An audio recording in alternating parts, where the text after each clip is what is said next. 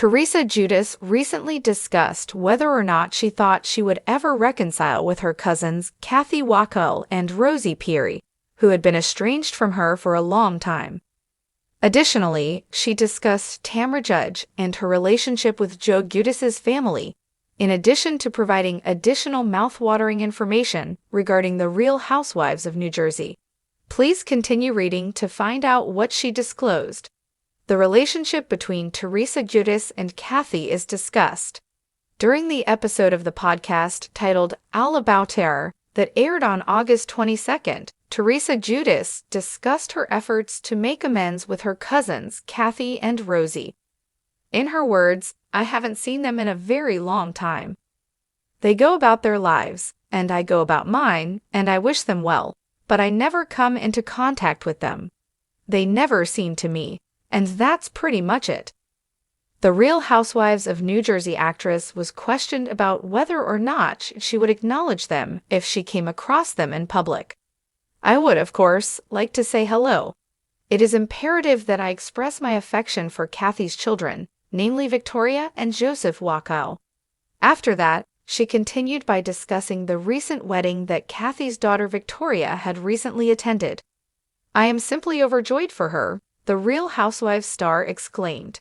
After that, she went on to talk about how she just went to a pub and saw Kathy's kid, whom she refers to with affection as Joey. In her words, "I was so happy to see him," Teresa added. "My feelings for her children have always been quite strong."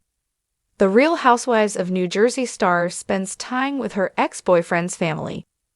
When it comes to other topics pertaining to the family, Teresa has maintained a positive relationship with the family of her ex-husband. In 2020, she and Joe Giudice finalized their divorce. Because he committed bank and wire fraud, he was sent back to Italy.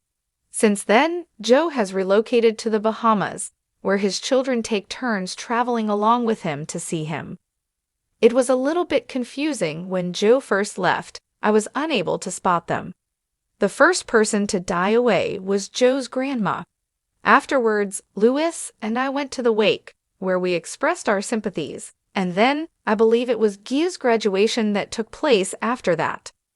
According to Teresa, who was interviewed for the podcast, "That was the first time that I had to see them in a social setting, and my experience was positive. We greeted them with a hello, and after that, in each and every instance, it became easier and easier." It was reported by the reality show star that his family was present for Melania's graduation photos. The fact that they were all kind to her new husband, Louis Rulis, was another revelation that she made. According to Teresa Giudice, they have never had anything unpleasant to say about her, and she has stated that the same is true for them. She also makes sure that her 4 girls spend a significant amount of time with their father's family. Further, she highlighted the closeness that exists throughout Joe's family. Each of them is always looking out for the other. Don't be envious. They never fail to support one another, which is something that I adore. When it comes to talking about the current dispute with Tamara Judge from Real Housewives of Orange County, Teresa Giudice stated that she is finished with it. The statement that she made was that Tamara always has something to say about me. "I get it, but it's like, I don't talk asterisk about her," the Bravo star continued. "I don't care about her. It's like, could you please stop? Typically, I am not the one to throw the initial punch. No, I don't." There is a possibility that the upcoming season of Real Housewives of New Jersey will feature some of the arguments that have been going on between the two of them. At the moment, the Bravo show is on hiatus. Nevertheless, it is anticipated that the launch of Season 15 will take place in the spring of 2025.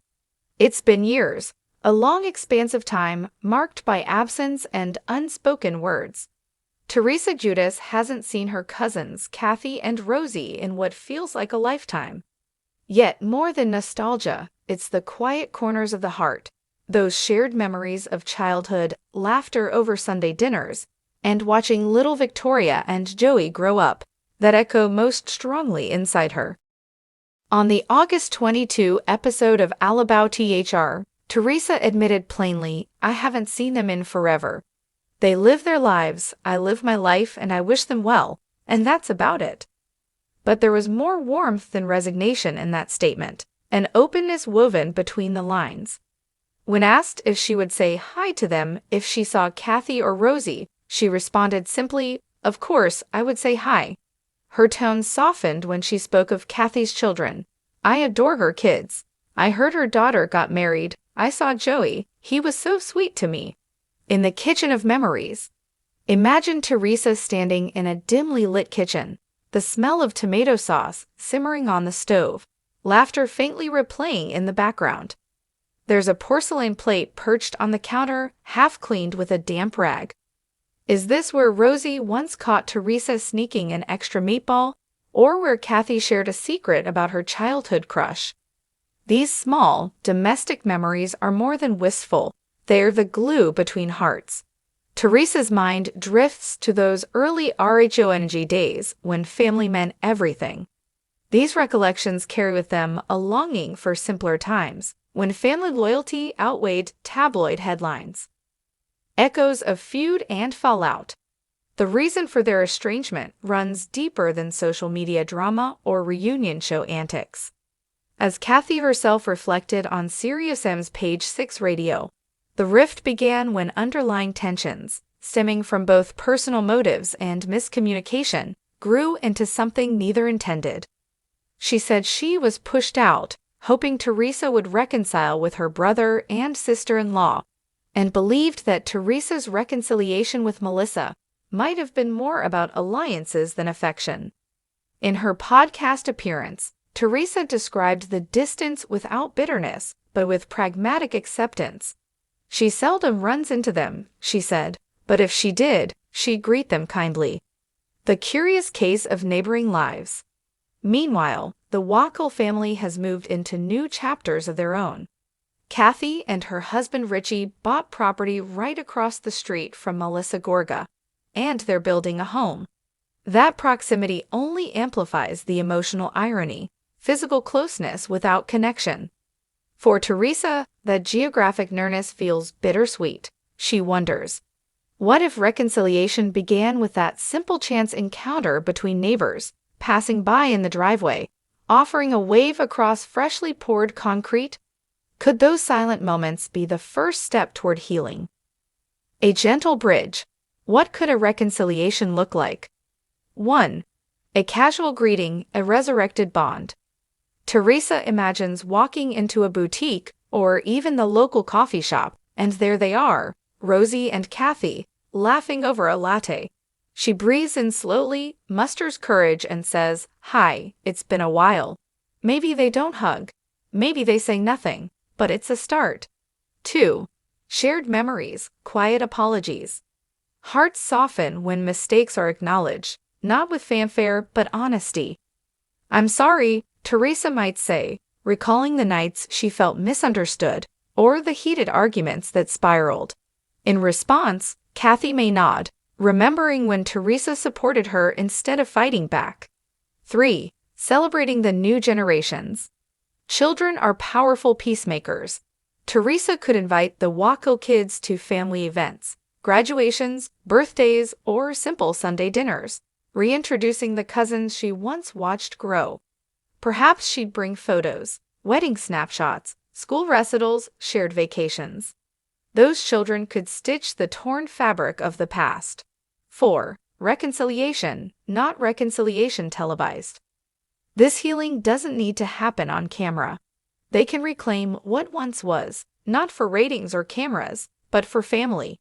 A private phone call, a shared meal, or even silent forgiveness. Just whispered truths between cousins. In Teresa's reflective voice, if Teresa were writing in her diary, she might say, "I never intended to hurt Kathy and Rosie. Reality TV, timing, emotions, they all collided and left behind broken bridges.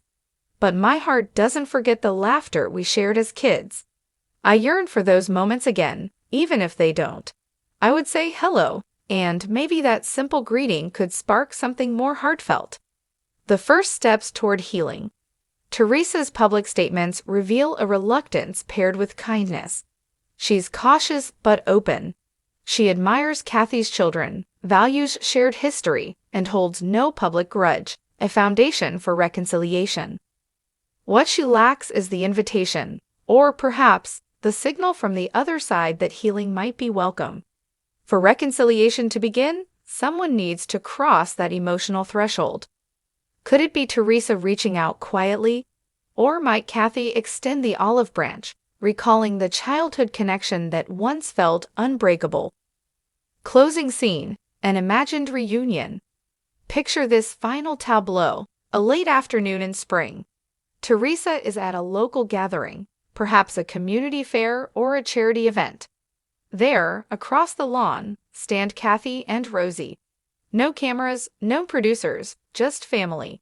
Teresa approaches slowly, heart pounding like a child's. "Hey," she says softly. Rosie's lips tremble. Kathy's eyes moisten.